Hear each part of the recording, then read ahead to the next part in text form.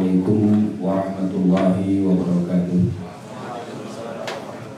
Alhamdulillahirabbil alamin. Wassalatu wassalamu ala sayyidina Muhammadin khatamil anbiya'i wal mursalin wa ala alihi wa sahbihi ajma'in, amma ba'du. Fa inna ahsanal hadithi kitabullah wa khairal hadi hadi Muhammadin sallallahu alaihi wasallam wa syarral umuri muhdatsatuha wa inna kulla muhdatsatin bid'ah wa kulla bid'atin dhalalah wa kulla dhalalatin finnar. Ikhwati wa akhwati rahimakumullah, marilah kita awali pengajian kita pada siang hari ini dengan sama-sama kita memanjatkan puji dan syukur kehadirat Allah Subhanahu wa taala dengan begitu banyak nikmat karunia dan pemberian yang tidak pernah ada habisnya. Tidak lain yang bisa kita lakukan hanyalah mensyukuri segala nikmat yang telah Allah berikan.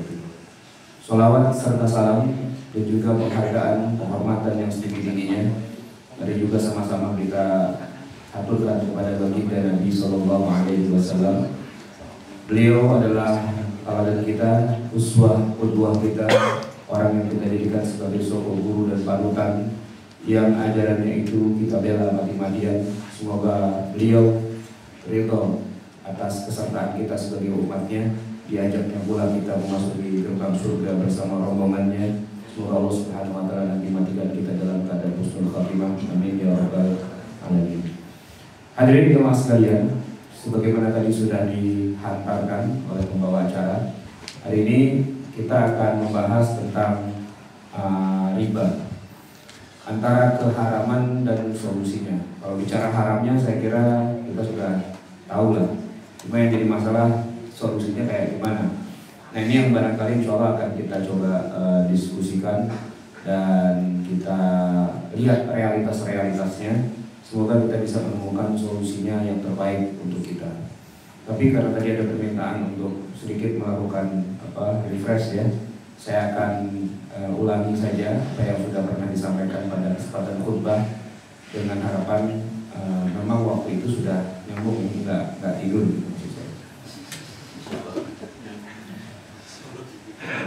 Artinya yang hadir di sini insya Allah nggak tidur. Baik, saya akan mulai dengan tentang haramnya riba itu sendiri, sebagaimana disebutkan di dalam Al-Quranul Karim. Allah Subhanahu wa taala pada bagian akhir dari rangkaian ayat-ayat riba menutup kesimpulan bahwa riba itu adalah sesuatu yang haram dengan ayat yang ini. Jadi sebenarnya ada 4 ayat yang turun tentang riba, tapi ini ayat yang paling akhir tentang haramnya riba. A'udzubillahi minasyaitonirrajim. Ya ayyuhalladzina amanu taqullaha wa dharu ma baqiya minar riba. Wahai orang-orang yang beriman, takutlah kamu kepada Allah, wadharu ma baqiya minar riba, dan tinggalkanlah sisa-sisa riba. Pada ayat-ayat sebelumnya Allah tidak terlalu menyeluruh ketika mengharamkan riba. Misalnya ketika ayat yang turun bunyinya wala ta'kulu riba adhafan mudha'afah, jangan kamu makan riba yang berlipat ganda. Nah pada saat itu para ulama kemudian mengambil kesimpulan riba itu keharamannya, ilat keharamannya kalau dia berlipat-lipat ganda, mencekik bunganya. Tapi kalau ya kecil, wajar, lazim dan sebagainya, nah itu boleh. Nah, tetapi ayat itu sudah dinasakh, sudah dihapus. Sebab setiap kali ada hukum yang baru turun, berarti hukum yang lama itu menjadi tidak berlaku. Hukum yang baru itulah kemudian yang lebih berlaku dengan ayat yang menyebutkan wadharu ma baqiya minar riba. Tinggalkanlah semua sisa-sisa riba. Jadi mau besar mau kecil, suka tidak suka, rela tidak rela dan sebagainya, semua itu adalah sisa-sisa riba, itu semua harus ditinggalkan. Kemudian hadis Rasulullah SAW yang diriwayatkan oleh Imam Muslim, hadis yang sahih, juga menyebutkan tentang bagaimana Allah memerangi riba itu dengan cara melaknat semua yang terkait dengan transaksi ribawi.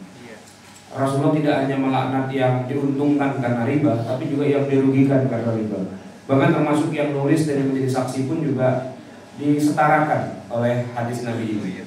La'ana Rasulullah sallallahu alaihi wasallam akilan riba. Yang dilaknat ya, Rasulullah melaknat pertama adalah pemakan riba. Ini istilahnya akil. Akil ini dari kata akala ya'kulu, makan. Akil itu isim fa'ilnya, orang yang makan. Orang yang makan. Maksudnya orang yang dengan transaksi ribawi itu dia dapat untung. Istilahnya dia makan riba itu. Itu dilaknat. La'ana Rasulullah. Kemudian wa mukilahu. Nah ini isim fa'ilnya, orang yang dimakan. Maksudnya dengan transaksi ribawi itu sebenarnya dia rugi karena dia mesti bayar bunganya. Kan rugi itu. Nah, tetapi Rasulullah menyamakan mereka. Yang makan main dimakan, maksudnya yang dapat untung atau malah yang rugi karena transaksi ribawi itu disetarakan. Termasuk juga yang kena laknat adalah wakatibahu, penulisnya. Sebab perjanjian utang piutang itu kan biasanya dengan ada penulis. Nah yang nulis di zaman Nabi itu kan enggak semua orang pandai membaca menulis. Tapi untuk urusan utang piutang, orang Arab biasanya memang selalu memanggil orang yang bisa nulis untuk tolong tuliskan. Nah, dia nggak dapat untung, dia nggak rugi dan sebagainya, tapi ya dia nulis masalahnya, ikut terlibat dalam transaksi ribawi itu. Maka penulisnya pun kena laknat juga. Bahkan yang nggak bisa nulis, cuma nonton doang, menyaksikan, kagak untung apa-apa, nggak dapat uang dengar, nggak dapat uang pelicin, nggak kecipratan, cuma jadi saksi doang. Lihat, oh iya, si fulan waktu itu pinjam uangnya si fulan dengan perjanjian nanti dikembalikan pada tengah waktu tertentu dengan tambahan bunganya sekian. Nah itu biasanya minimal ada 2 orang saksinya. Nah 2 orang saksinya pun juga kena laknat juga. Jadi minimal ada 4 pihak, yang makan, yang dimakan, yang nulis, yang jadi saksi. 4 pihak. Kata Rasulullah di dalam hadis Muslim ini, waqala hum sawa, dan beliau berkata mereka sama. Maksudnya sama-sama kena laknat juga. Nah ini bukti bahwa Islam itu ketika melarang riba serius, nggak kayak orang di luar Islam ketika mengharamkan khamar. Orang di luar Islam ketika mengharamkan khamar itu, khamar hanya tidak boleh kalau untuk orang anak yang masih kecil misalnya. Nah, itu tidak boleh. Tapi kalau orang dewasa boleh. Nah, itu kan berarti boleh dan tidak bolehnya itu ambigu, tidak pasti. Nah, tapi dalam Islam tidak demikian. Dalam Islam ketika sudah diharamkan, ya bukan hanya yang makan riba, tapi yang menyebabkan perputaran transaksi riba itu berjalan pun juga kena juga laknatnya dari Rasulullah SAW. Kemudian ada hadis yang lain yang bunyinya riba salah satu 27 baban. Riba itu terdiri dari 73 pintu. Pintu yang paling ringan, aisaruha mislu ayyakihar rajulu ummahu. Seperti seorang laki-laki menikahi ibunya sendiri. Seorang laki-laki menikahi ibunya itu kan perbuatan yang, jangankan orang Islam, orang kafir aja bilang bejat banget nih orang gitu. Setan aja bilang bejat banget. Setan padahal dia tukang bejat ya, tukang yang ngajakin yang paling nggak benar. Tapi kalau melihat ada orang nikahin emaknya sendiri, kata Islam kebangetan. Iblis aja bilang kebangetan gitu. Apalagi umat Islam. Nah, menikahi ibunya sendiri, ibu kandung sendiri, itu perbuatan yang bejat. Tapi kata Nabi, dari 73 pintu riba, yang paling ringan dosanya itu setara dengan orang yang menikahi ibu kandungnya sendiri. Wah, ini kan serius berarti nih, riba ini. Kelihatannya enteng, kelihatannya gampang, tapi urusannya panjang kali lebar kali dalam, di volume kan. Kemudian ada juga hadis yang lain, dirhamu riba yaquluhu ar-rajul wa huwa ya'lam asyaddu min 36 zaniyah. 1 dirham uang riba yang dimakan oleh seseorang dalam keadaan sadar. Maksudnya sadar, dia tahu itu riba, tapi ditabrak juga. Udah tahu nih jalan perbuatan, hantam aja bodo amat gitu. Entarlah hitung-hitungan belakangan. Soalnya apa? Tanggung, soalnya darurat dan sebagainya. Kata Nabi, asyaddu min 36 zaniyah. Itu lebih dahsyat perkaranya daripada 36 wanita berzina. Hadis diriwayatkan oleh Imam Ahmad. Jadi makin ke sono makin berat nih sebenarnya urusan riba. Dan tentunya kita tidak lupa dengan sebuah hadis Rasulullah SAW yang menyebutkan tentang 7 dosa-dosa besar. Jauhilah oleh kamu 7 hal yang mencelakakan. Sab'ul maubiqat, 7 hal yang membinasakan atau mencelakakan itu dosa besar. Para sahabat bertanya, apa saja ya Rasulullah dari 7 itu? Yang pertama syirik, kedua sihir, ketiga membunuh, dan keempatnya itu adalah makan harta riba. Jadi disejajarkan dengan sihir, dengan membunuh, makan harta anak yatim, lari dari peperangan, atau qadzaf menuduh orang berzina. Ini kalau kita lihat setiap dosa-dosa ini bukan dosa kecil nih, ini dosa besar semua. Bahkan sebagiannya tidak bisa diampuni kalau orangnya nggak bertaubat dan bayar dendanya dulu, denda atau kafaratnya. Nah, kafaratnya sihir itu ya kalau orang yang melakukan sihir kemudian dia tidak mau bertobat, tidak mau berhenti, tetap dia melakukan terus, maka hukumannya secara hukum syariat Islamnya itu halal darahnya, boleh dibunuh. Begitu juga membunuh nyawa, ya, membunuh nyawa manusia yang tidak berdosa dan dia lakukan dengan sengaja, maka hukumannya adalah anna nafsa bin nafsi, jiwa dibalas dengan jiwa, boleh juga dibunuh. Termasuk misalnya ini lari dari peperangan, ya, kan ada hadis Nabi bunyinya la yahillu damu imri'in muslimin illa min ihda thalathin. Tidak halal darah seorang muslim kecuali karena satu dari 3 hal. Yang pertama, an-nafsu bin nafsi, membunuh nyawa manusia, ini membunuh. Yang kedua, as-sayyibudz dzani, orang yang sudah pernah menikah kemudian dia berzina. Nah, itu hukumannya adalah hukuman rajam sampai mati.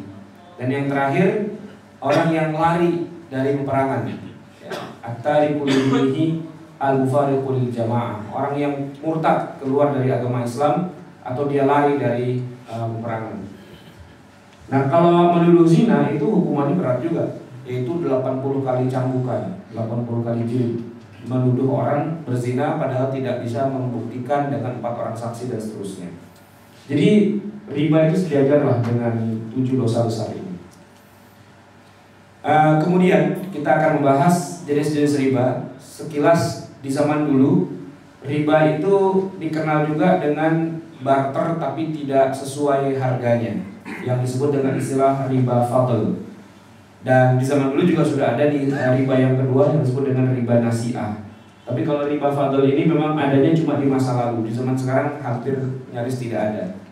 Riba fadl itu maksudnya riba pertukaran dalam barter, di mana terjadi beda jenis dan beda ukuran, tapi kemudian dipertukarkan begitu saja. Dan komoditas yang dipertukarkan terbatas pada 6 benda: emas, perak, gandum, kurma, terigu, dan garam.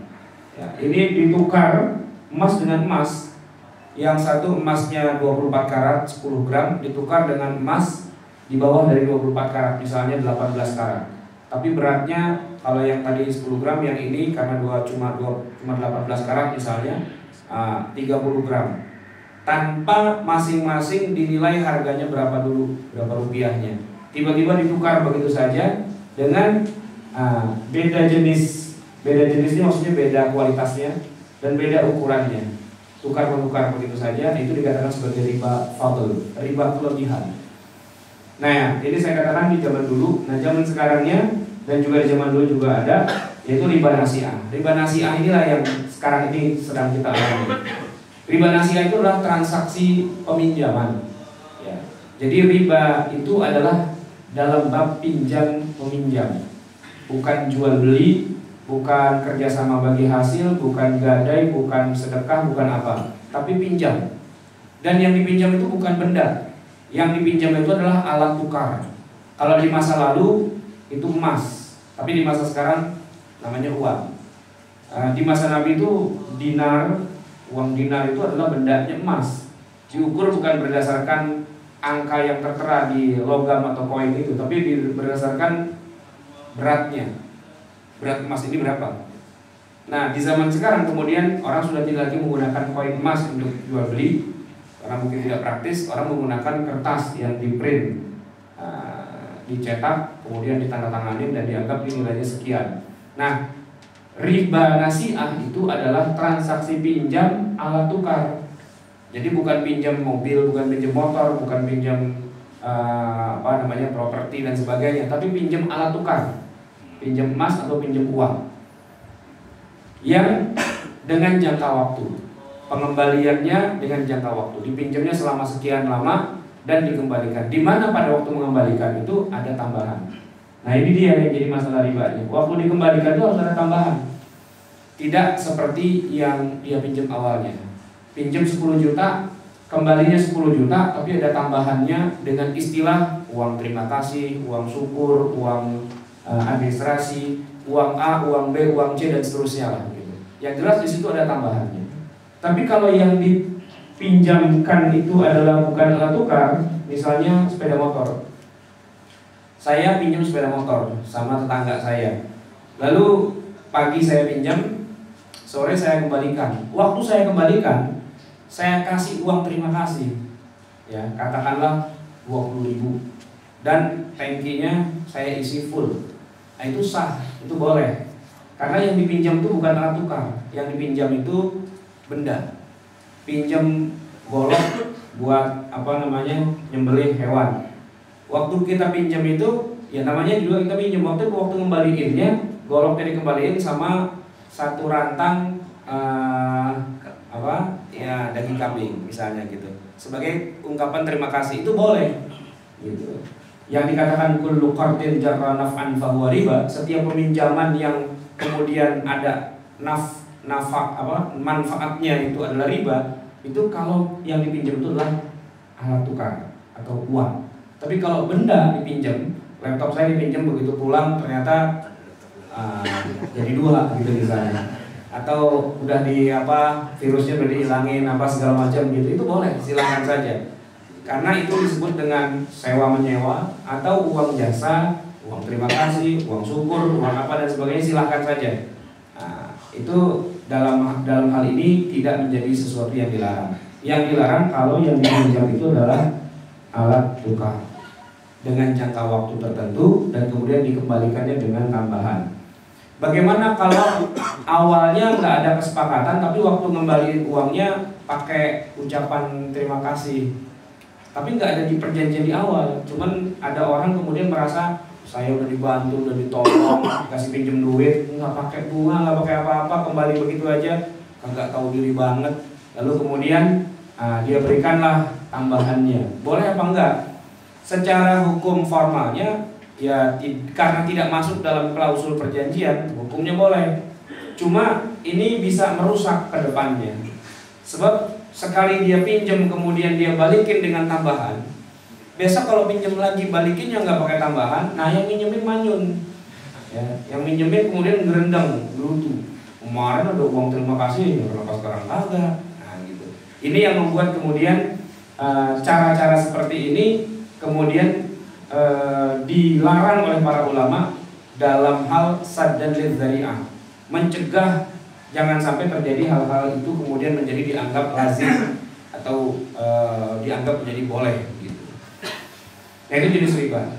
Dan ruang lingkup riba, kalau dengan pengertian yang tadi sudah kita lihat di sini, maka ruang lingkupnya menjadi sangat luas dan sangat banyak.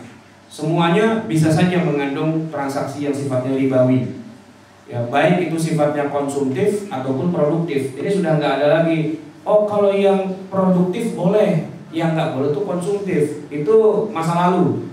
Dulu waktu awal-awalnya iya, tapi kemudian setelah ditetapkan di dalam ayat yang terakhir yang dikatakan wadzaru ma baqiya minar riba, ya itu sudah diharamkan. Itu satu hal. Dan yang kedua, orang-orang Arab Quraisy jahiliyah di masa Nabi itu ketika mereka pinjam uang, tidak ada untuk yang keperluannya sifatnya konsumtif. Rata-rata mereka pinjam uang itu produktif. Karena orang Arab itu pedagang, dan mereka berdagang di musim panas dan musim dingin. Dan yang namanya pedagang, jarang yang mereka tuh punya modal. Untuk itu mereka pinjam uang. Dan di antara investor keuangan di Mekah, selain Abu Sufyan, juga calon istri Rasulullah waktu itu, Khadijah binti Khuwailid, itu duitnya banyak dan dia biasa berinvestasi, minjemin uang gitu. Dan kemudian dapat hasil riba dengan bunga. Nah, ketika Nabi kemudian mencegah Khadijah jangan sampai makan riba, Nabi bukan cuma berfatwa haram, nggak begitu. Tapi Nabi maju kepada Khadijah, memberikan sebuah contoh gimana caranya agar tidak riba. Maka Nabi menawarkan akadnya namanya kerjasama dan bagi hasil, open management, di mana Rasulullah kemudian menawarkan sebuah prospek bisnis yang sangat-sangat menggiurkan. Tentu Rasulullah harus membuka diri, open management betul-betul, karena ini rahasia perusahaan kemudian dibongkar kepada investor. Sampai kemudian Khadijah nggak bisa nolak karena emang real banget ini proposalnya. Tapi biar bagaimanapun tetap ada resiko kan. Maka walaupun Khadijah menginvestasikan dananya, tapi Khadijah tetap minta jaminan. Walaupun jaminannya bukan kalau untung bagi dua, kalau rugi saya nggak mau rugi ya, bukan begitu. Jaminannya adalah Khadijah menanamkan orang kepercayaannya di perusahaannya Nabi Muhammad. Yang kemanapun Nabi Muhammad pergi diikutin terus, gitu. Sehingga Nabi nggak bisa bilang, waduh Khadijah maaf, ini karena ada sesuatu jadi kita rugi nih, nggak dibagi hasilnya, nggak bisa ngomong begitu. Kecuali memang betul-betul rugi. Nah, orang itu yang dipasang oleh Khadijah itu orang kepercayaan banget dan disuruh nempel 24 jam. Jadi kemanapun Nabi berdagang, ke Syam, kemana itu orang itu ikut terus. Dalam sirah Nabawiyah itu namanya Maisarah. Dan Maisarah itu ternyata memang tidak pakai jilbab, kemanapun berdua dengan Rasulullah itu pergi nginep bareng apa bareng. Karena Maisarah itu laki-laki sebenarnya. Kupingnya orang Indonesia aja dengar nama Maisarah, oh cakep nih buat nama anak perempuan saya, kasih nama Maisarah anak perempuan. Padahal di Saudi itu Maisarah tuh jenggotan, berewokan. Itu nama orang Arab Maisarah gitu. Jadi besok-besok kalau punya anak laki-laki kasih nama Maisarah. Cuma orang bilang, lah kayak anak cewek. Itu telinganya orang Indonesia. Jadi Rasulullah SAW itu kemudian berdagang, dan kemudian apa yang terjadi pada dirinya, keuntungan semuanya dibuka kepada Khadijah. Dan kemudian Khadijah menerimanya, dan memang hasilnya luar biasa. Sejak itu Khadijah udah nggak mau lagi meminjam-minjamkan uang dengan bunga. Kalau mau kita kerjasama aja. Dan kalau memang prospeknya bagus, dia mau investasi. Kalau prospeknya ya begitu kagak jelas, mendingan nggak usah gitu. Jadi Rasulullah mencegah Khadijah dari riba itu dengan cara dia langsung praktekkan. Dan Khadijah lihat langsung hasilnya. Oh, ini laki-laki betul-betul realistis. Maka jangan sampai lepas nih orang kayak gini. Udah, kita lamar aja. Nah, dilamarlah kemudian Nabi Muhammad untuk jadi suaminya. Wah, itu perusahaannya jadi makin besar, makin maju. Jadi yang sifatnya produktif ataupun konsumtif itu tetap dilarang, dalam hal ini riba. Kemudian bunga rendah, bunga tinggi itu sama-sama dilarang, sama-sama riba, tetap haram dua-duanya. Kemudian masalah rela tidak rela, oh enggak, saya ini ngasih bunganya ini dengan penuh keikhlasan, rela gitu. Ya itu tetap aja haram. Sama dengan seorang sepasang kekasih yang belum menikah, kami rela kok melakukan zina ini. Ya urusan kamu rela tapi Allah nggak rela masalahnya. Nah begitu juga dengan riba gitu. Saya bayar bunganya tapi saya rela kok, ya tetap aja haram. Nah, karena riba itu tidak ada kaitannya dengan rela atau tidak rela. Allah yang sudah punya aturan hukum tidak rela kalau kita umatnya ini melakukan transaksi yang sifatnya ribawi. Kemudian darurat atau tidak darurat itu juga nggak ada urusan. Sebab darurat itu tidak diciptakan. Darurat itu kalau tiba-tiba yang memang betul-betul darurat dalam arti yang sesungguhnya, mungkin apa boleh buat. Tapi kebanyakan kita ini sekarang membuat-buat darurat itu sendiri dengan alasan yang dibuat-buat. Alasan yang tidak dibuat-buat dalam darurat itu contohnya begini. Kita hidup bersih tanpa riba, tapi orang tua kita ternyata terlibat riba. Harusnya dia bayar hutang dari kartu kreditnya yang harusnya cuma 40 juta jadi 100 juta itu ya. Terus dia meninggal. Nah, gitu. Dia meninggal sehingga urusan hutang-hutangnya ini jatuh ke ahli warisnya. Nah, kita kan nggak tahu urusan, tapi kita harus menanggung hutang yang dilakukan oleh orang lain yang memang mau nggak mau harus kita yang pasang badan. Nah, itu dalam konteks itu bolehlah kita sebut sebagai darurat. Tapi kalau darurat emang kita sengaja, kita niatin ada nawaitunya, Lalu kita bilang, tapi kan ini darurat. Nah, itu nggak bisa dikatakan sebagai sebuah hal yang membolehkan. Nah, kemudian juga diuntungkan atau dirugikan, yang namanya riba itu tetap haram. Dan yang terakhir, baik dilakukan secara individu ataupun lewat sebuah institusi, sama-sama saja keharamannya. Tidak kalau pribadi itu haram, tapi kalau rame-rame dalam sebuah institusi jadi halal, enggak juga.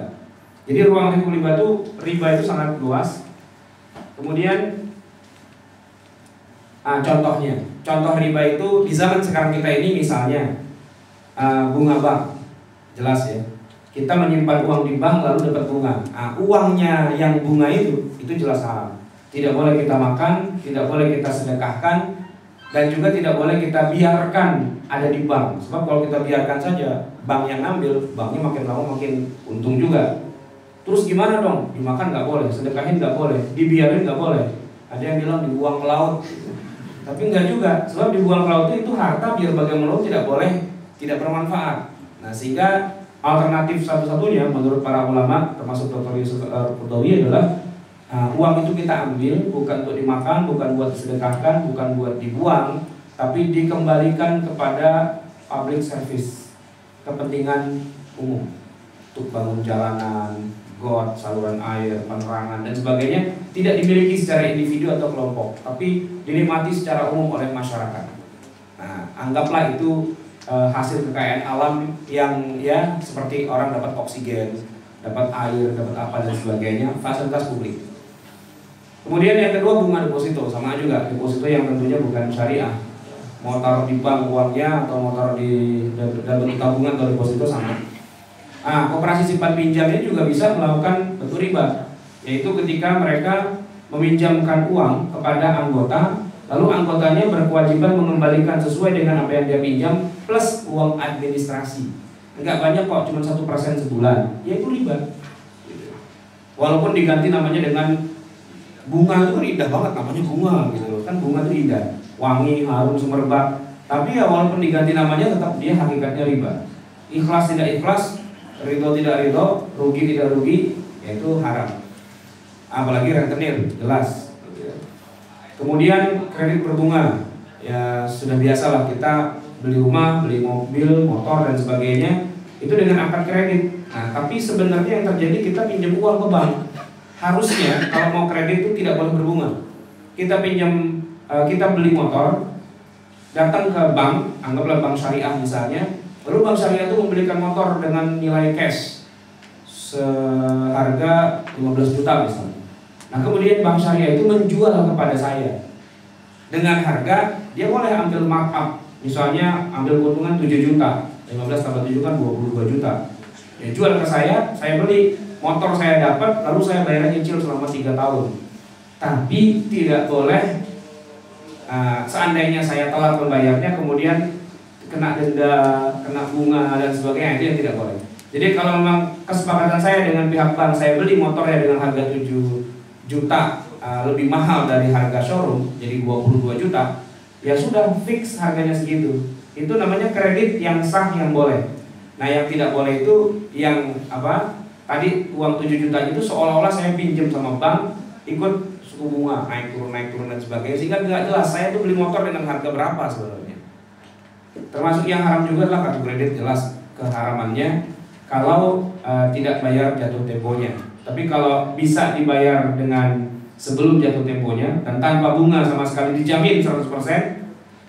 Karena ini setiap kartu kredit kan beda-beda. Ada yang tetap aja kena charge juga misalnya. Nah, itu kalau kena charge juga, ngutang nggak ngutang kena charge, ya berarti itu riba. Tapi kalau betul-betul sama sekali nol, kita nggak, begitu kita bayar, kita gesek, besoknya lalu kita bayar dan tidak kena charge sama sekali walaupun 0,0001% misalnya, nah itu tidak apa-apa. Tapi kalau ada kena charge juga, istilahnya margin lah atau inilah itulah dan sebagainya, sekian persen dari harga yang kita pakai, yang kita pinjam uangnya, nah itu adalah riba. Kemudian pinjaman lunak, istilahnya itu udah lunak gitu ya. Tapi ini cuma penghalusan saja. Enggak gede kok, bunganya cuma 0,5% sebulan. Ya 0,5% kan kalau setahun berarti 6%. Kira-kira segitu juga sama. Investasi dan saham. saya berinvestasi pada sebuah bisnis, saya masukkan uang saya 10 juta dengan perjanjian tiap bulan saya dapat 1% dari 10 juta itu riba. Nah yang benar adalah bagi hasil. Kita lihat dulu untungnya berapa tiap bulan itu. Katakanlah untungnya 10 juta, besok naik 15 juta, besok turun jadi 5 juta, naik turun. Nah hasilnya saja kemudian dibagi, itu namanya bagi hasil. Tapi kalau nilai investasi saya adalah 100 juta, kemudian tiap bulan saya dapat 1% dari 100 juta itu udah pasti riba. Walaupun mereknya syariah gitu. Merek itu tidak mengubah hukum. Lalu solusinya apa? Ini udah lebih dari setengah jam ya. Solusinya pertama kita ganti ya. Baik dengan cara bagi hasil, atau dengan jual beli kredit yang tidak ada bunga, atau dengan gadai, atau dengan pinjaman tanpa bunga, atau kita ganti dengan hibah atau sedekah. Ya, kalau kita bagi hasil tadi sudah saya gambarkan bagaimana Nabi Muhammad dengan Khadijah bagi hasil. Jual beli kredit tadi saya sudah gambarkan bahwa kita beli sepeda motor, bank memberikan ke showroom dan kemudian menjual ke kita, dan itu tanpa bunga. Nah kalau gadai ini contohnya adalah Nabi SAW itu pinjam uang kepada rentenir Yahudi tetangganya, tapi tanpa bunga. Cuma Yahudinya yang rentenir itu tidak merasa dirugikan karena dia tetap dapat untung. Gimana caranya? Karena Nabi membawa baju besinya kepada si Yahudi itu sebagai jaminan, sebagai rahan atau gadai. Anggaplah misalnya Nabi pinjam 10 dinar, maka nilai baju besinya itu lebih dari 10 dinar, misalnya 15 gitu. Jadi kalau seandainya Nabi nggak bisa bayar, baju besinya itu bisa dilelang sama si Yahudi, katakanlah dijual dengan harga 15 dinar misalnya. Nah 10 dinarnya buat bayar utang, sisanya kembali lagi kepada Rasulullah gitu. Tapi Rasulullah ternyata membayar utangnya itu, sehingga baju besinya kembali pada waktu yang seharusnya kembali. Nah Yahudinya lalu dapat apa? Nah, dia dapat biaya menyimpan baju besi, uang jasa menyimpan baju besi yang bisa dihitung entah itu bulanan, mingguan, atau harian dan sebagainya. Kira-kira sama kalau saya bawa sepeda motor parkir di mall, parkir resmi, maka setiap 2 jam saya kena berapa itu? Setiap 1 jam kena ya begitulah ada aturannya kan. Misalnya saya masuk jam 10 pagi, pulang jam 10 malam, kan berarti udah 12 jam. Kaliin aja berapa. Padahal motor itu motor saya, tapi saya nitip. Nah begitu juga Rasulullah, baju besinya punya Nabi, beliau titip kepada Yahudi. Nah Yahudi kan harus menyimpankan, itu ada biaya jasa penitipannya. Dari biaya jasa penitipan itulah si Yahudi dapat untung, yang ternyata dihitung-hitung lebih besar daripada kalau dia bungakan uangnya itu. Maka Rasulullah bisa dapat pinjaman tanpa kena bunga, Yahudi tetap bisa berbisnis dengan hasil keuntungan. Itu win-win solution. Sayangnya kita kurang menggali potensi gadai ini sendiri. Ya itulah barangkali yang bisa saya sampaikan. Semoga bermanfaat. Silahkan kalau ada yang ingin ditanyakan. Ya, baik Ustaz. Langsung saja yang ingin tanya. 1, 2, lagi 3 dulu ya sebenarnya dari kata-kata. Pertanyaan pertama yaitu kalau kita meminjamkan emas kan secara nilai emas itu tetap ya meskipun sampai kapan. Tapi secara nilai uangnya kan berubah Ustaz karena ada inflasi segala macam. Nah itu hukumnya bagaimana? Kita tidak bunga. Pokoknya misalkan kita pinjamkan 5 gram kembali 5 gram. Uangnya ya terserah. Kita tutup mata. Yang kedua, kalau kita perjanjian misalnya kita akan kredit leasing kendaraan, nah itu hukumnya gimana? Karena saya pernah dengar leasing kendaraan itu sebenarnya sudah syariah sebenarnya. Nah ini mohon dijelaskan kembali itu. Jadi saya tahu. Iya kalau kita meminjam emas ya sudah, pinjam emas kembali emas, pinjam 10 gram kembali 10 gram. 10 gramnya itu dengan nilai 24 karat ya kembali segitu. Masalah harga emas mau turun, mau naik, mau gimana, nggak ada urusan. Nah, itu akan lebih bagus kalau pinjam-minjam ini dalam konteks yang besar nilainya dan waktunya panjang. Kayak dulu, ini kisah nyata, kakek saya itu punya adiknya mau pergi haji nggak punya duit, akhirnya dia pinjam uang ke kakaknya kakak itu berarti kakek saya. Uangnya yang dia pinjam nggak banyak sih, 30.000 rupiah, tapi di tahun itu 30.000 bisa buat pergi haji. Kemudian sebagai jaminan sawahnya dia gadaikan, artinya digarap oleh kakek saya lah gitu. Nah sampai dia pulang haji, sampai meninggal, utang nggak dibayar-bayar, ya berarti kan sawah nggak dibalik-balikin.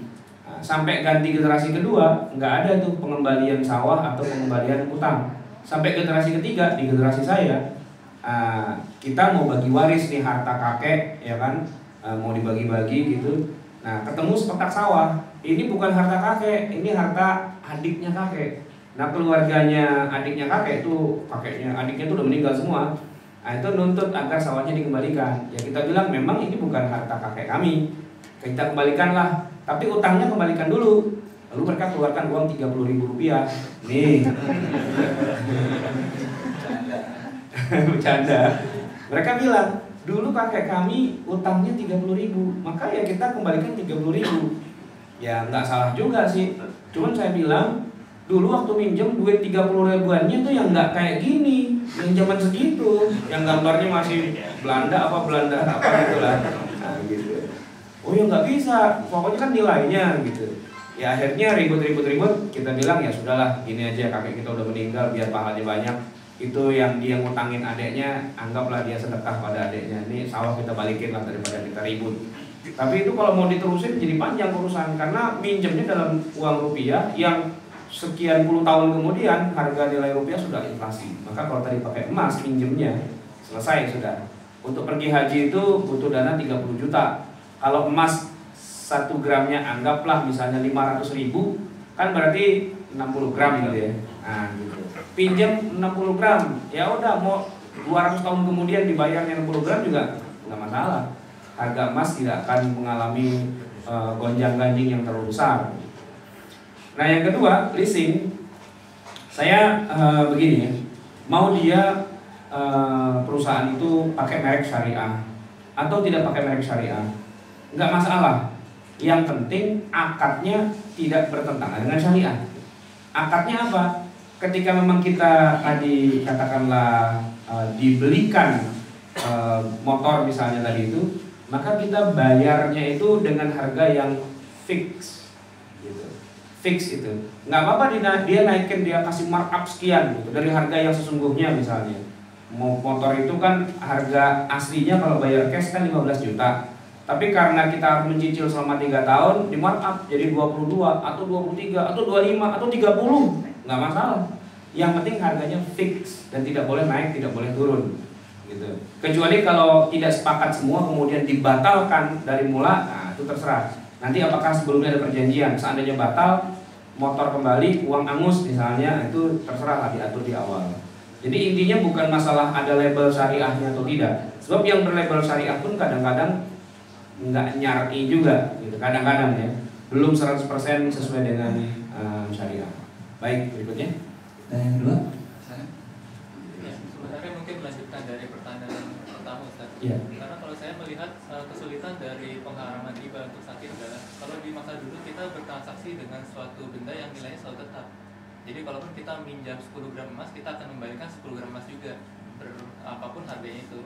Tapi karena alat tukar menukar sekarang itu adalah berupa uang yang nilainya sendiri sebenarnya abstrak.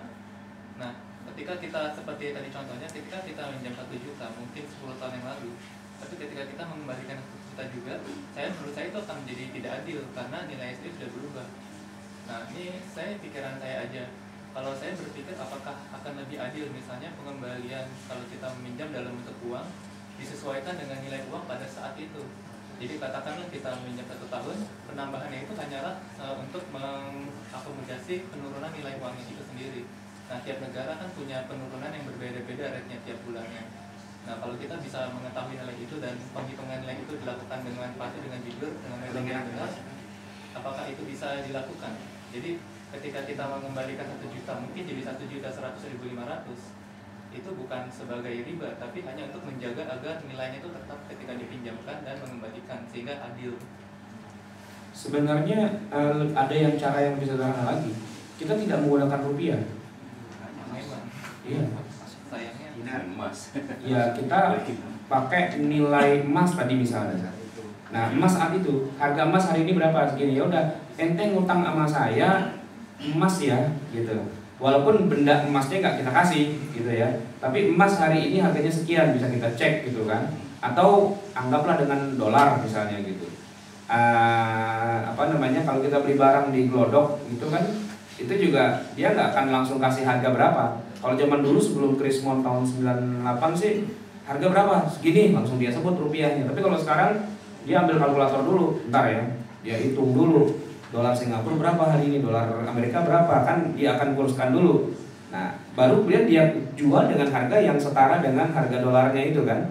Nah, maka transaksi kita di sini juga bisa begitu di zaman sekarang.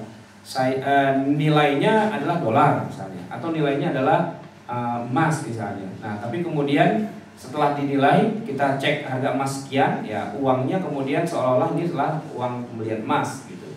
Nah, nanti dibayarnya seharga emas itu sendiri pada sekian tahun kemudian.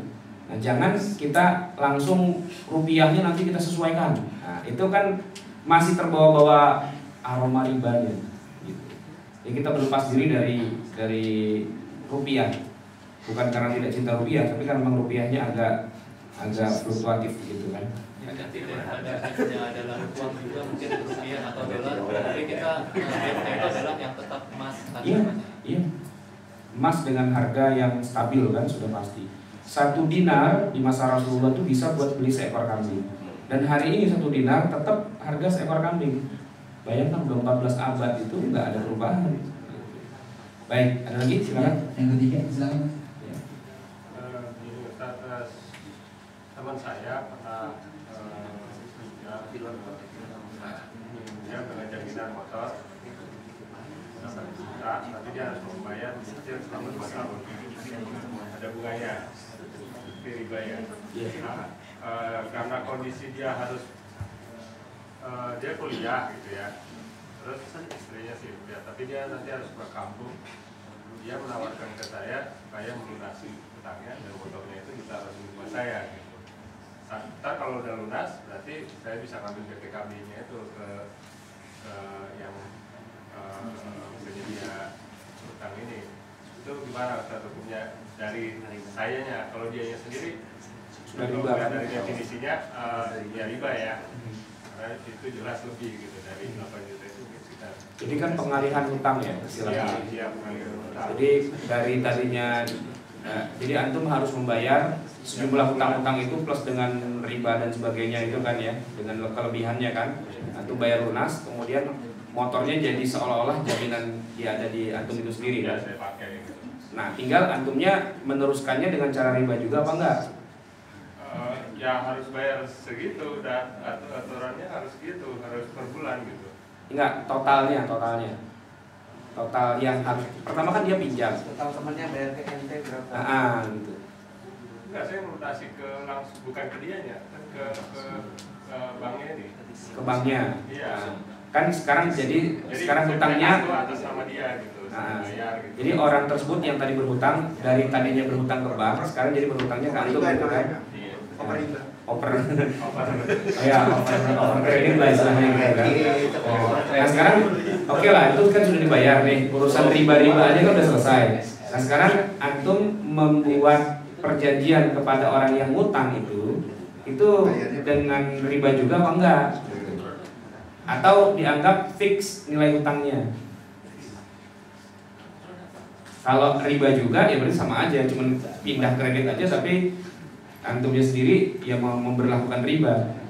Berapa nilai hutangnya kepada bank total itu misalnya?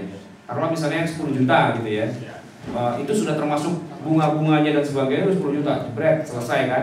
Dibayarkan kepada bank. Sekarang berarti orang tersebut ngutang kepada antum 10 juta. Nah, sekarang pertanyaannya, antum memberlakukan bunga juga apa enggak? Nah, enggak kan? Kalau enggak ya enggak berarti selesai. Antum justru menyelesaikan atau memberikan jalan keluar pada orang itu dari lembah ribanya itu. Bayarkan hutangnya, bayarkan bunganya sekalian. Jadi yang saya katakan tadi darurat itu untuk menutup gitu, agar orang itu ketutup dengan transaksi ribawi dengan pihak lain, yaitu bank yang riba. Nah sekarang tinggal 10 juta. Nah kan motor atau BPKB-nya tadi kan di tangan antum kan. Antum kalau mau dapat untung juga silahkan, tapi jangan pakai bunga. tapi pakai gadai. Nah, sekarang saya simpenin nih barang gadainya ini dengan niat atau dengan kesepakatan sebulan saya simpankan dengan uang jasa, taruhlah misalnya 50.000, 100.000 atau berapalah, itu disepakati bersama. Nah nanti selama dia berhutang ya jalan terus nih argo nyimpenin barang jaminannya itu kalau mau dapat untung dari situ. Tapi kalau judulnya mau minjemin al-qardul hasan, pokoknya pinjemin aja, ente bayarlah sejumlah itu dan saya tidak kena charge apapun, ya sudah. Ya akhirnya motornya saya ambil, nggak ada perjanjian untuk balik lagi motornya. Iya, ya sudah, nggak masalah. Halal. Ya, nomor 4 Assalamualaikum warahmatullahi wabarakatuh. Tadi kalau nggak salah satu ribanya ada yang saham ya, Ustaz. Iya. Baik pengertiannya di pasar saham yang ada sekarang atau gimana? Soalnya kan kemarin MUI kalau nggak salah mau ngeluarin fatwa untuk menghalalkan perdagangan saham. Nah, terus yang kedua untuk gadai, apakah benda yang bisa kita gadaikan itu bisa berupa surat berharga yang kita ciptakan sendiri gitu kan? Soalnya saya punya perusahaan, saya bikin surat berharga yang menyatakan kepemilikan saham di perusahaan saya, terus itu saya gadaikan ke pihak lain. Nah, jadi yang istilahnya yang bagi hasil buat dia itu adalah istilahnya saya taruh barang di tempat dia gitu. Baik, saham itu ini kan bahasa yang masih masih multitafsir istilah saham. Tapi kalau kebanyakan kita di zaman sekarang menyebutkan istilah saham atau investasi, itu gambarannya nggak akan keluar dari kita simpankan uang kita di satu tempat investasi, lalu dia akan memberikan kita pemasukan bulanan sekian persen dari nilai uang yang kita investasikan. Dan itulah riba. Nah, yang tidak riba adalah kalau kita punya saham di satu perusahaan, yang kita dapat tuh bukan sekian persen dari nilai saham, tapi yang kita dapat adalah sekian persen dari hasil keuntungannya. Tapi justru memang itu agak susah. Orang Melayu ini, kalau yang namanya dagang itu pinter, bisnis pinter, tapi ngitung keuntungan nggak bisa. Gitu. Ya. Atau misalnya bank syariah deh, kita pinjam uang ke bank syariah, mau usaha gitu ya. Terus kan harusnya bagi hasil, namanya juga bank syariah. Cuma dia pusing juga melihat pembukuan kita, karena kita juga nggak ngerti pembukuan, dia juga capek juga kan memantau pembukuan kita. Akhirnya gini aja dah, pokoknya kita bikin margin aja lah. Ente untungnya sebulan kira-kira sekian persen, gitu. Jadi ente tinggal bayar dari uang 10 juta yang ente pinjam di bank syariah, ente bayarlah setiap bulannya kira-kira 1% margin, gitu. Daripada capek-capek ngitung keuntungannya. Nah itu riba jatuhnya, karena sudah difikskan. Nah harusnya yang tidak riba adalah ya memang dihitung bagi hasilnya berapa. Bagi hasil itu berarti kita harus tahu dulu keuntungan bulanan bisnis kita itu berapa. Itu ada grafiknya, gitu. Ada grafik. Nah dari grafiknya itu ketahuan untungnya sekian, maka dari keuntungannya itulah yang kemudian dibagi sekian persen. Nah cuma itu kurang lazim. Artinya kalau disebut istilah saham atau investasi, orang biasanya nggak berpikir ke sana, tapi berpikirnya adalah pokoknya tiap bulan saya dapat fix sekian persen dari uang yang saya investasikan dalam saham itu. Nah kalau itu riba jelas. Kelihatannya beda tipis, tapi sebenarnya sangat besar ya perbedaannya. Yang kedua tadi masalah surat berharga ya. Surat berharga dia akan berlaku kalau emang diuangkan jadi duit. Tapi kalau diuangkan nggak jadi duit, cuma surat doang, ya itu surat bodong sebenarnya. Dengan ini saya menyatakan saya punya uang sekian, gitu, saya punya benda-benda ini, gitu. Tapi surat ini kemudian kita bawa kemana nggak berlaku. Ya percuma, itu namanya cek kosong kan, gitu. Cek mundur. Nah tergantung nih surat berharganya ini berharga apa enggak sebenarnya, gitu. Atau cuma sekedar trust aja, kepercayaan sepihak, gitu. Sebenarnya uang dolar kita itu sebenarnya trust aja, itu nggak ada emas itu sebenarnya itu. Orang yang nerbitin dolar itu perusahaan swasta di Amerika sana. Cuma karena Amerika itu kesannya adalah penguasa dunia, kalau American dollar itu seolah-olah di mana-mana orang sembah-sembah gitu kan. Padahal kagak ada emasnya itu sebenarnya. Aslinya kan harusnya yang namanya uang kertas itu mewakili sekian banyak emas gitu di bawah di banknya itu. Tapi emasnya entah ada apa enggak, tapi federal itu kemudian mencetak aja begitu kertas itu, dan kemudian ditandatangani seolah-olah itu sah gitu. Padahal kalau Amerika bukan negara superpower gitu, katakanlah negaranya pecah gara-gara gempa atau gimana, kan hancur tuh ekonominya, dolar nggak ada yang mau beli dolar itu. Tapi kalau sekarang karena semua orang menganggap Amerika itu negara superpower begitu, maka dolarnya dianggap Tuhan. Di Indonesia lebih kacau lagi, dolar lecek dikit aja itu nilainya turun, ya kan? Padahal kita di Singapura di mana-mana mau dolar kumal kalau orang ya sudah sama aja gitu. Di Indonesia nuker duit dolar lecek, udah nggak mau itu Pak, nih harganya turun nih Pak nih, gitu. Dolar nggak boleh ditaruh di dompet, kalau dompet kan ketakut dia begitu. Nah itu nilai udah turun di Indonesia, saking menyembah Amerikanya. Gitu. Jadi surat berharga, oke. Yang penting ada jaminan bahwa surat berharga itu memang betul-betul berharga. Kalau diuangkan jadi duit. Kalau jaminan antara dua pihak aja nggak apa-apa, trust yang ada di dua pihak aja. Ya artinya begini, misalnya antum punya rumah gitu ya, terus pinjam uang ke saya, jaminannya rumah, terus surat perjanjian kalau misalnya nggak bisa bayar rumahnya saya jual gitu. Terus yang antum kasih itu cuma surat perjanjian ke saya. Kira-kira bisa nggak kalau misalnya antum nggak bayar saya jual rumah antum dengan surat perjanjian ini? Bisa nggak kira-kira? Orang mau beli nggak rumah itu? Nggak ada sertifikat rumahnya nih, yang ada cuma surat perjanjian doang. Ya nggak bisa, nggak diterima gitu.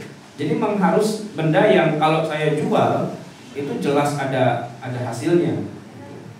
Ada orang mau beli. Baik, kalau mungkin sudah jam 1 officially kita tutup dulu. Karena harus kembali kerja, dipersilakan. Yang masih ada waktu dipersilakan stay. Kalau mungkin masih ada pertanyaan yang lain silakan. Jadi silakan Bang. Ke slide yang pertama, Ustaz. Iya. Slide yang pertama. Oh, yang pertama. Mau tadi apa ya? Ayat ini. Mbak. Oh, gitu. Nah, Ustaz. Yang tadi dijelaskan kan mengenai riba. Yang sisa-sisanya itu apa itu, Ustaz? Sisa-sisa riba. Debu-debu riba itu apa? Nah, ini kan tadi jelasin ribanya gitu ya. Saya pernah dapat jelasan gini. Kalau kita makan kecap gitu, nah kecap itu kan perusahaan kecap itu pinjam uang dari bank, yang notabene riba juga. Berarti kita makan tuh sisa-sisa ribanya gitu. Excel aja, Excel. Hiduplah kita hidup kita jadi susah jadi sulit saat ini. Yang kedua, masalah riba ini apakah ini untuk jodoh? Logikanya harusnya boleh. Masalah dia dapat duitnya dari mana itu urusan dia, gitu kan. Sedangkan kita kerja halal. Contoh yang kedua, saya tukang ojek. Terus ada orang, Bang ojek sana ya. Ya udah, antar. Ternyata orang itu berhenti di gereja. Rupanya dia pendeta. Nah, pada saat itu apa yang harus kita lakukan?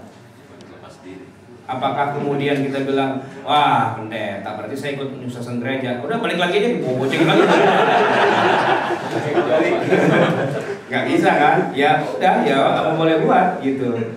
Karena itu muamalah yang muamalah biasa-biasa saja, tidak mengharap. Kecuali gini, ada orang niatnya mau ngebunuh orang lain, terus naik ojek kita, gitu. Bang, saya mau ngebunuh orang. Ya. Saya pinjem dong ojeknya. Nah, itu dari awal udah tahu ini haram gitu kan. Tapi kalau yang nggak ada kaitannya langsung, nggak ada masalah sebenarnya. Gitu. So kalau itu mau diterusin, XL juga duitnya kan taruh di bank juga gitu kan. Nggak usah XL lah, pegawai negeri gitu ya. Pegawai negeri itu kan digaji dari uangnya pemerintah. Uangnya pemerintah kan disimpannya di deposito loh, bukan cuma di bank, di deposito kan itu gaji pegawai, termasuk apa taspen dan sebagainya. Itu kan uang riba sebenarnya. Tapi masa sih bapak kita yang pegawai negeri yang jujur ya, nggak pernah makan apa-apa dan sebagainya, kemudian kita bilang makan api gitu gara-gara uangnya sumbernya dari yang riba juga? Enggak lah. Jadi sisa-sisa riba itu bukan itu maksudnya. Sisa-sisa riba itu maksudnya tadi perintilan-perintilan riba yang orang menganggap itu kan kecil bunganya, itu kan sukarela, itu kan tidak mencekik gitu-gitu lah. Kira-kira seperti itu. Yang kedua tadi apa tadi? Lupa ya. Ini hanya untuk orang beriman atau untuk kita orang kafir memang tidak terikat dengan riba haram, wajib dan sebagainya. Tapi ketika mereka melakukannya, tetap mereka kena dosa. Artinya nanti orang kafir yang makan riba di neraka itu siksaannya lebih berat daripada orang kafir yang tidak makan riba. Iya, karena kan neraka itu kan berlapis-lapis kan, tingkat-tingkatan gitu. Disitulah letak keadilan Islam. Kan kita bilang, masa sih Mother Teresa, ya, itu kan orang baik katanya, ya, masa masuk neraka, orang sebaik itu masa masuk neraka? Iya, salahnya apa? Salahnya dia tidak mau mengesahkan Allah, tidak mau menerima risalah dari Allah yang dibawa Jibril kepada Nabi Muhammad, itu salahnya. Maka dia masuk neraka. Tapi kan dia banyak membantu orang. Ya, membantu orangnya itu dia dapat pahala. Pahalanya di neraka itu, yang tadinya harusnya dia di bawahnya itu, naiklah dia. Ya, tempat yang agak lebih ringanan dikit lah gitu. Tapi neraka juga. Ya, jadi orang kafir itu kalau ketika dia nggak sholat di dunia ini nggak boleh dihukum karena dia tidak kena khitab kewajiban sholat. Tapi semakin panjang usia orang kafir itu dan berarti kan sebanyak itu pula dia nggak sholat wajib 5 waktu, maka hukumannya di neraka itu lebih dalam, lebih berat daripada orang kafir yang begitu lahir baru balik lalu meninggal. Jadi orang kafirnya cuma sebentar, misalnya cuma setahun gitu. Ya kan? Karena kalau yang dari lahir sampai balik kan belum dihitung. Begitu dia balik usia setahun dari baliknya itu dia meninggal, siksaan di nerakanya lebih sedikit daripada yang udah kafir 90 tahun baru meninggal. Enggak, sholatnya itu kan 90 kurang 15 misalnya 15 tahun. Kan banyak itu. Nah, itu digebukin malaikatnya lebih sering gitu. Oke.